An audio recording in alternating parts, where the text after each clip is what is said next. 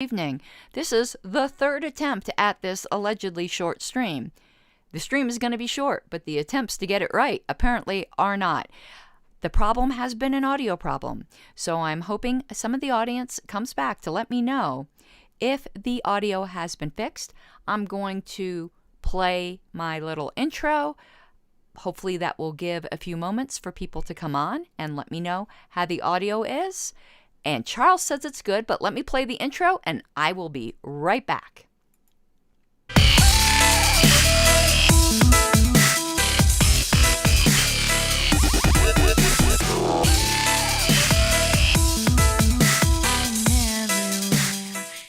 Okay, thank you everyone. It must have been the software. Restream Studio is done. It's cloud-based, so it's not quite as good as something that resides on my desktop. And perhaps I just needed to reboot my computer because I never do that. So we're starting again. Hopefully the title of this stream is still correct. Otherwise, I can correct that. The title of this stream was My Statement to the LNC in support, or along those lines, in support of my nomination to fill the alleged secretary vacancy. I say alleged because it will remain my position till my dying breath that I was not removed properly. And I'm sure it will be the position of the people who voted for it that I was. We are never going to agree on that. That's just a fact of life. That happens. But that's why I say alleged. I'm never going to stop saying that because I do not think it was legitimate. My supporters do not think it was legitimate. And as was it George Washington? Though I think, he's been proven that he's lied. But, let's pretend George Washington was actually, being truthful when he said, I cannot tell a lie. I cannot tell a lie. It's an alleged vacancy. Eric Radsep, when nominations were open to fill this alleged vacancy, was the goat. Like the goat, like the goat of goats, like the bad goat, okay? The goat. Because he had the courage to nominate me. Eric is indeed running for vice chair in 2022. And I think that action of his showed tremendous courage and integrity and speaks volumes towards him. Just so that you know, I had been speaking with other LNC members, I'm not going to name names because it doesn't matter, about their possibility of their nominating me. And Eric is the one that came through. Salute to you. Thank you for your service, Mr. Radsep. Now, some of the others might have. We all have lives. He could have just jumped in first. But all I'm saying is he is the one who did it. And I'm grateful beyond belief. And what had been asked of each of the people who were nominated was to provide a resume and a statement. So I, like everybody else, provided, they already know my resume pretty well, so I just briefly addressed that, but I provided a statement that I would like to read aloud here, and afterwards I'd like to discuss it and answer any questions about it. And I can see your comments easier now too while I'm talking because it's not on that tiny little screen. So I can see your comments if anything starts to go haywire. I will notice it right away, unlike those two abortions of a stream that I did delete. So, 1 second here. Let me pull this up. I'm pulling up the LNC list, and I got distracted because there's a Delaware motion that's on there as well. I'll do another show on that Delaware motion before the LNC meeting. I did send a private email to Susan, however, about it with some suggestions. We'll see if she responds or ignores it. I mean, it's her right to ignore it. I just sent her some suggestions because I want to see the rightful leadership restored in Delaware. So here is my statement to the LNC. Hello, LNC. You are all familiar with my activism background, but for members reading who are not, it is all on Lpedia. And I give the Lpedia link. Anyone can go to lpedia.org, search for my name, and you will see my extensive party resume. And hint, hint, Everyone should put their party resume there. Ask me if you need help. So I am not going to rehash that. What I am going to talk about is the opportunity before us. I made this plea once before, and I am making it again. The party is fracturing, and if the LNC cannot model how to put extreme disagreements behind, I fear what may become of the party as fractures develop into cracks and fissures that may become unrepairable, at least in time for the convention in Reno, and perhaps permanently. I have said this to all sides. None of us can survive a party split, and if we all love the party, which I believe we all do, and I have never doubted that, then we have to soberly take some positive action. I call upon all of you to be the leaders you were elected to be and set the example of how to work together with those you disagree with by reinstating me to my position. I frankly think this would head off what we have already seen in some states from happening in others, and it must be modeled from the top down, not imposed from the top down. And for that to happen, all of us must step back and swallow some pride. If we can't expect any affiliate disputes to be settled amongst themselves in the same spirit. I was elected by the delegates, and it is the delegates that should be making these choices. We are only 6 months away from convention, and I am deeply concerned about what will occur this convention. I think we are in real danger of a party split, and as I said so passionately on my show, I do not want that to happen, nor do I want to be a rallying symbol for that to happen. All of us can help blunt that by agreeing to keep together the LNC that was elected. I was never ever accused by any of you of job incompetency. You did not like my political criticism, and I am not going to argue over that. We will always disagree on that. But we can model how to move forward in disagreement. In furtherance of that, and in modeling that we can be an example to the rest of the party of compromise, if I am reinstated, I am still agreeable to the terms put forth before, with the exception of saying not attending the December meeting. Instead, I will not attend the March meeting under the conditions noted before in the motion put forth by Mr. Nikala, which included limited participation in other matters, and to not dispute a censure for the good of the party. That is the end of the term effectively, which is what I understand Mr. Lucchini originally wanted in essence. I am willing to swallow some of my pride for the best of the party, and I am asking you once again to do so as well.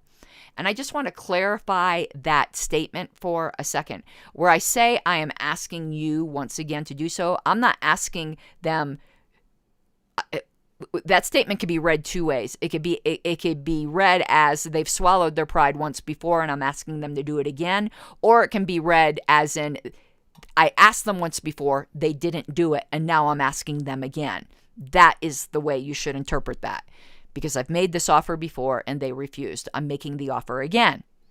We have an opportunity here, and I do assume and expect the rest of the term can be scandal and controversy free.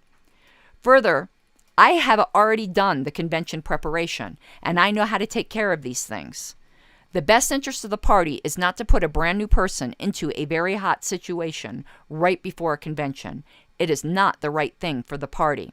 And whether a nominee thinks they are ready for the type of target they will inevitably become, not by my doing, but by the controversy itself, I can assure them they are not. These past 6 months have been hell I would not wish on anyone, nor do I think it fair to put someone in that position.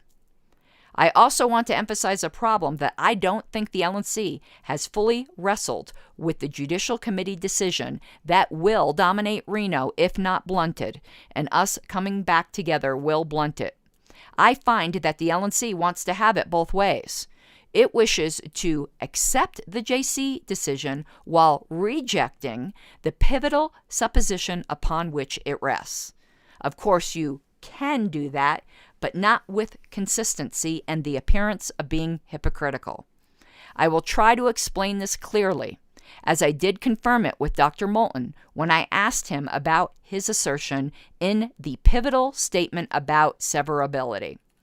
The JC decision absolutely rests upon the presupposition that each and every one of the 11 who voted yes agree that I violated not the non-aggression principle, that was never a charge, but the membership pledge. The two are not the same thing, though they seem to be continually conflated, and the controversy would be just as hot even if it were the NAP itself. If you all did not agree on that charge, meaning all 11, and I know for a fact that at least one of you did not, then the charges were not severable. And Mr. Hagan is incorrect, and the JC majority agrees. The motion, which is Appendix X in the minutes, not the abbreviated form in the body, which then refers to the appendix, was divisible. And if the charges were not severable, i.e., able to be divided by the LNC, so that the vote necessarily means 100% agreement with each and every one of the charges, whether that was your intent or not, they would have ordered reinstatement under the wording of the decision as issued. You cannot have it both ways. And the quickest and surest way to be sure arguments over whether mere words violate the membership pledge do not dominate the convention in Reno is to reinstate me. You are always free to suspend again on other charges more carefully if you feel that is necessary. But this is too important to be unclear on, and it is up to us to show caution and justice. Otherwise, inevitably, that is going to be the issue at Reno, and that is not in the best interest of the party. This LNC can make sure to at least cool some of the controversy in Reno by taking this action.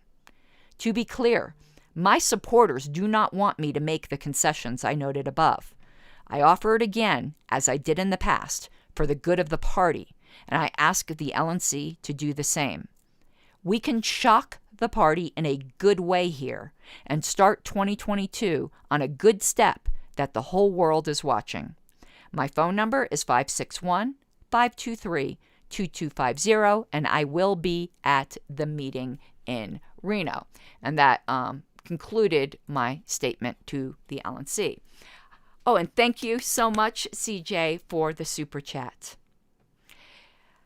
And I happen to agree with you, and I could perhaps discuss this at a later day, because there's something that had really bothered me about the accusations that my opinions were somehow fraudulent. If you want to talk about fraud, we can talk about the delegates that devoted time and money to elect me and did not expect that a majority opinion could just throw out a minority opinion, absent something like stealing money or committing a crime or something like that. But that's not the topic of this show. The only reason I am willing to make any concessions is for the good of the party. That is it. I felt I could ethically do that and keep within my principles. I would never, ever offer anything I couldn't ethically and principally do. But they have to meet me halfway.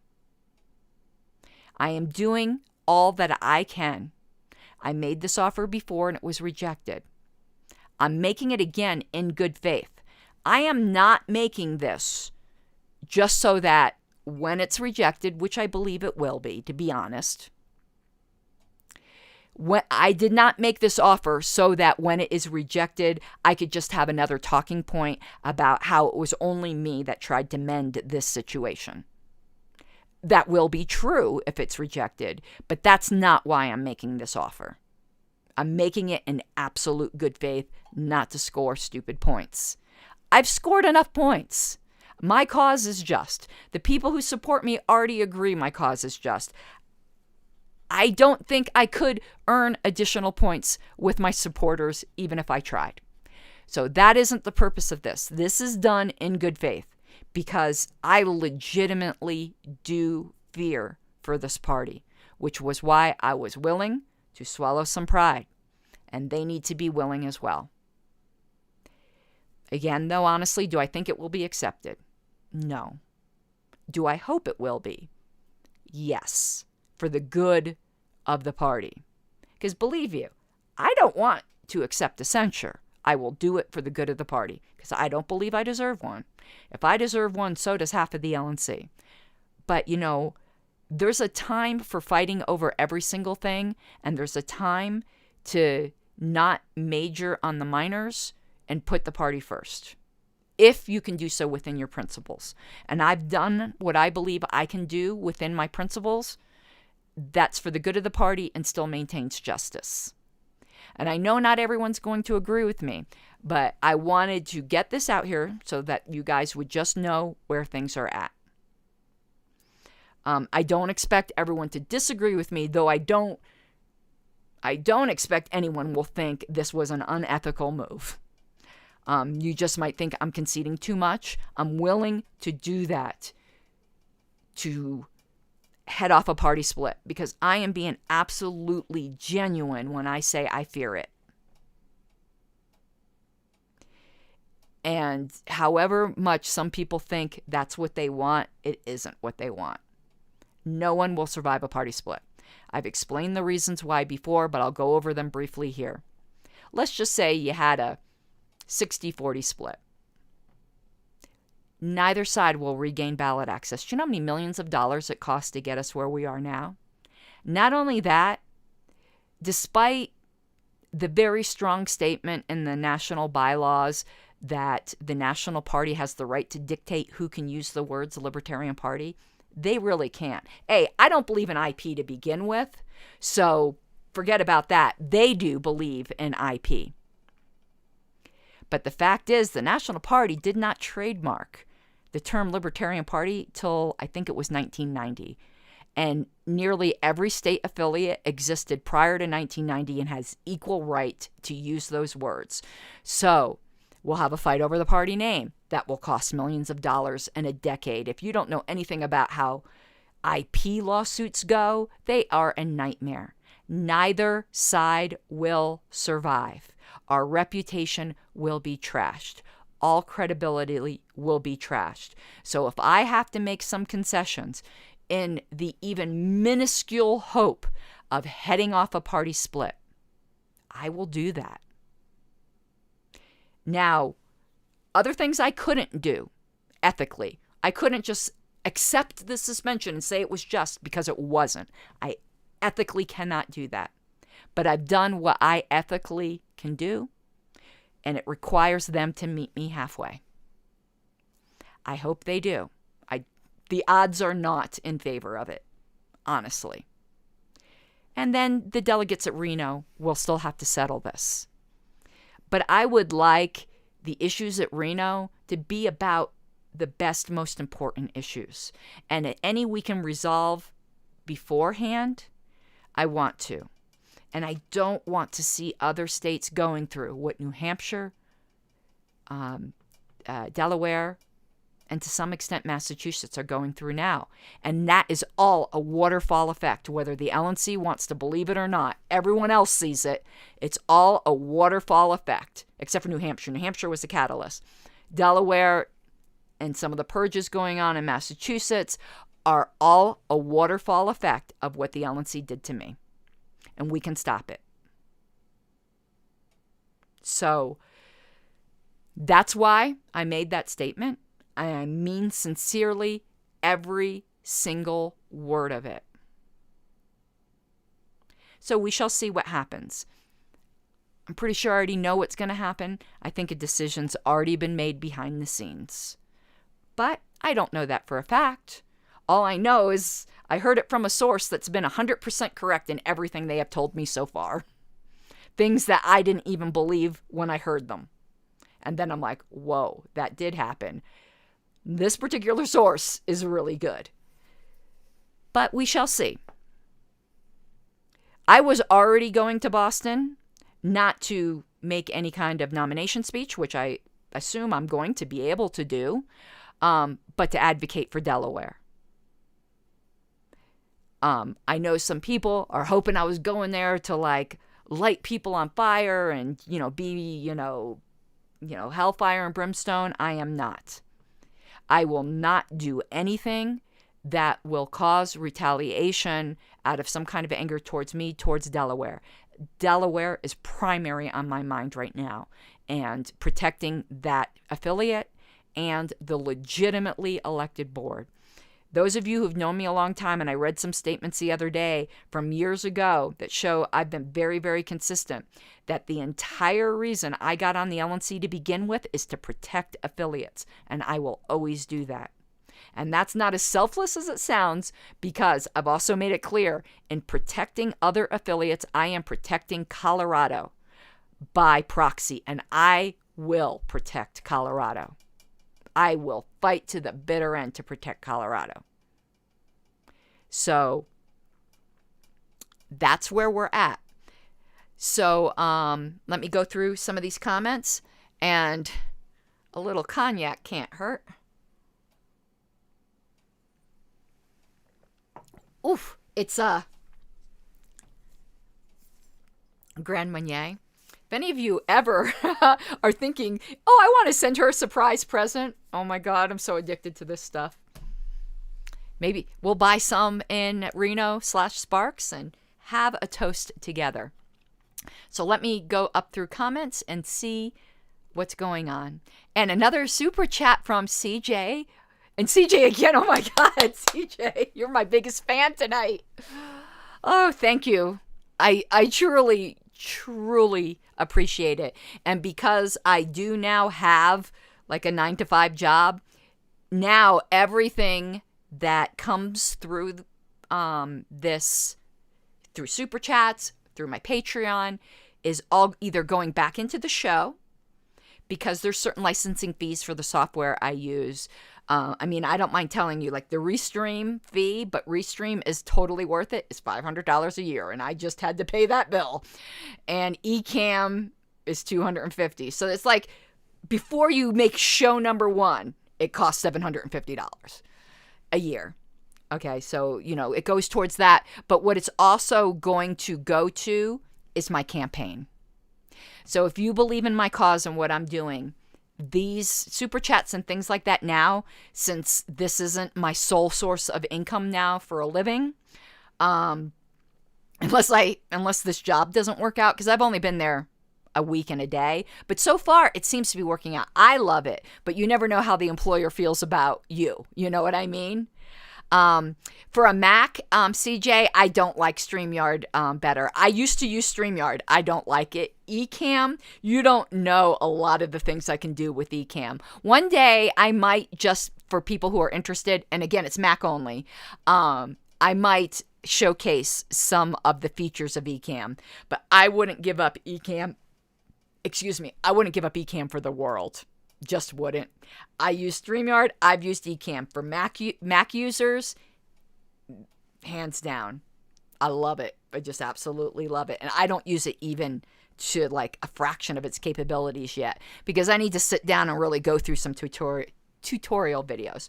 But I was just, giving you guys an example, because some people don't realize that there are certain basic expenses to doing a show. And I also have a newspapers.com subscription that I use to help with the history show. As you guys know, I pull in a lot of old newspaper articles. So between now and convention, then all funds raised by this show go either to the costs of doing the show, equipment upgrades, licensing fees, whatever, or my campaign. So I truly appreciate it. If you believe my cause is just, you are really, really, really helping me. Another thing, I'll probably do a separate video on this, but as everyone's coming into Christmas shopping season, I'm going to make some more Amazon affiliate links. That's a way you can help without it costing you a thing, if you already are going to shop through Amazon. And there is a sale, and I think it's Thursday, that Teespring, which is my merchandise provider, is providing, where they take the discount, meaning the portion that comes to the content creator remains the same, but you guys still get a discount. There's going to be a code for 15% off. So maybe late Wednesday, I'll do a show on that. So if you guys were wanting to order any merch, wait till Thursday, where you can get a discount that doesn't cost me a thing. Teespring is offering it. So I appreciate everything here. Oh, Stephen Ecker. I want to put this on the screen. $5 super chat. He says, because I said this is too important to suck. It is. It might just be me, and I'd love to hear y'all's opinion, but I hope you heard in the reading, and I hope they felt in the writing that what I said to the LNC was from my heart, and I mean it. I mean it absolutely genuinely. I can't help but wear my heart on my sleeve. That's just how I am. Oh, and one thing, CJ, Ecamp's a lot cheaper if you don't purchase the interview mode add-on. If there's a show where people aren't doing interviews, it's way cheaper. But I do interviews and the integration, and you could bring on like 6 people. Like that add-on adds a bit of cost to it. So Ecamp's probably very comparable to StreamYard without that add-on. Just an FYI.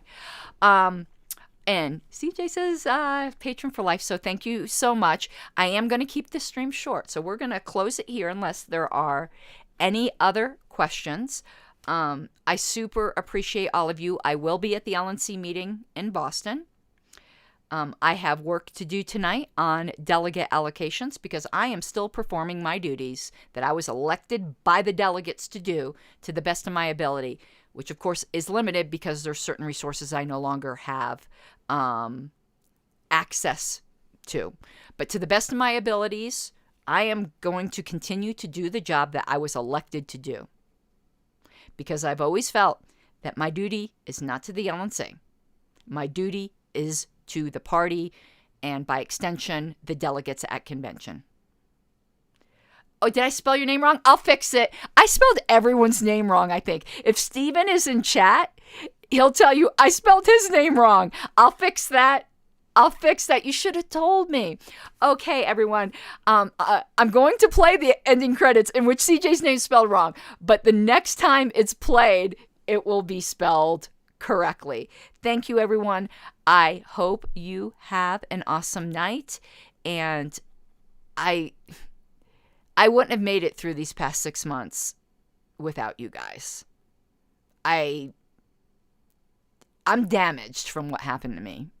And without the support of loyal friends, I don't know where I'd be right now. And I mean that absolutely sincerely. So thank you. Have an awesome night.